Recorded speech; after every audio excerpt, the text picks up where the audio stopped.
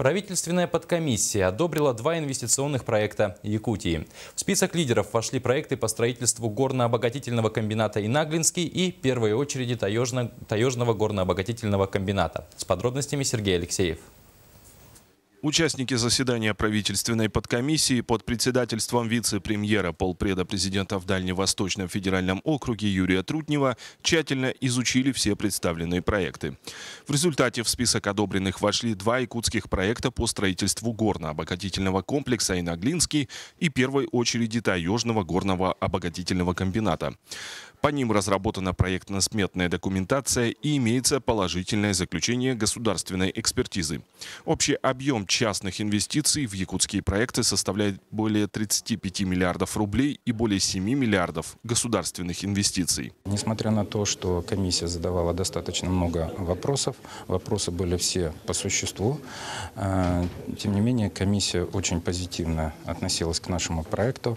Наш проект энергично был поддержан главой Республики Якутия Егором Афанасьевичем, за что ему большое спасибо. И за проект единогласно проголосовали все члены комиссии, поэтому я очень доволен, что наш проект будет двигаться и наш проект поддержан государством. Это очень важно и для нас, и важно для тех инвесторов, которые вместе с нами будут работать. Отметим, правительственная подкомиссия рассмотрела 3 проекта территории опережающего развития и 7 инвестпроектов. В их подробном обсуждении активное участие приняли Хабаровский край, Амурская область, Якутия и Камчатский край. Как отметил вице-премьер полпред президента в ДФО Юрий Трутнев, был важный день. Сегодня очень важный день, потому что мы от подготовки законодательства, нормативной базы, от выработки критериев перешли к конкретной работе по созданию, собственно, центров нового развития на Дальнем Востоке. Всего в Минвосток-развитие поступило 39 заявок по инвестпроектам на 1,5 триллиона рублей частных инвестиций.